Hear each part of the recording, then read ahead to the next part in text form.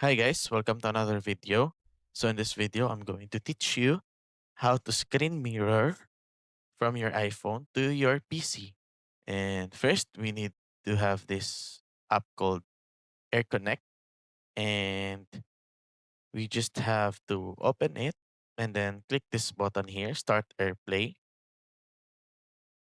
And then in your iPhone, you just have to click the screen mirror button and then click AirPlay receiver. So I'll demonstrate to you through the screen. So here it is. So as you can see, uh, it's now mirroring my iPhone. And then you just have to click this button here. And then as you can see, AirPlay receiver is connected. So you just have to click this one while you click also this button, this here, stop AirPlay. So I mean start AirPlay.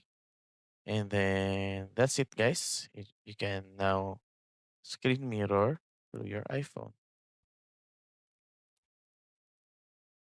Thanks for watching.